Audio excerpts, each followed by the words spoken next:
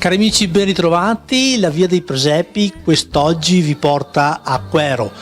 Siamo al presepio fatto dagli amici del presepio di Quero. Siamo in compagnia di Nicola Dalla Piazza, che è il componente più anziano del gruppo.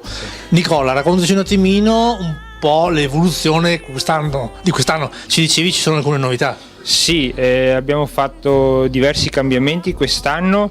Siamo partiti all'inizio di settembre con un'idea, poi con l'aiuto dei nostri ragazzi hanno avuto delle inventive anche tramite il disastro che è successo il 28, il 29 e 30 ottobre nella vallata del Bellunese, e i ragazzi hanno pensato bene di realizzare un'opera riguardante l'alluvione e il vento che è successo qui da noi, e abbiamo ricreato una scena con la devastazione del vento, insomma, in poche parole.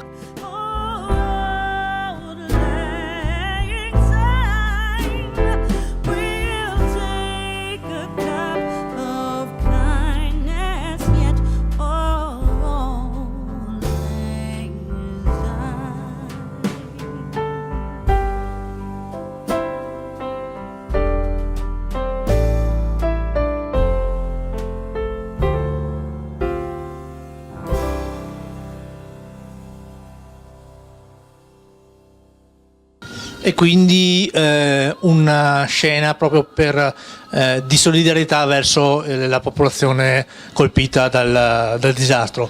Nicola, noi volutamente abbiamo saltato alcune immagini proprio perché il pubblico i telespettatori devono essere proprio invogliati da questo servizio a venirvi a trovare.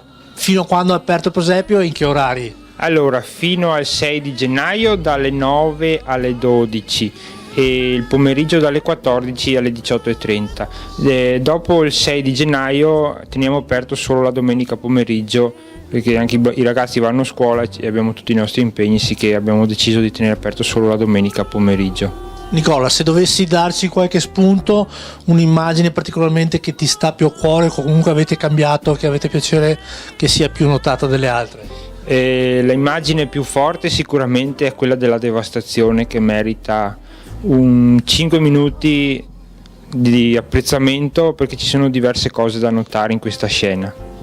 Grazie Nicola, noi ci uniamo all'appello di Nicola, degli amici del Presepe di Quero. Vi diamo appuntamento a domani con un'altra puntata della Via dei Presepi.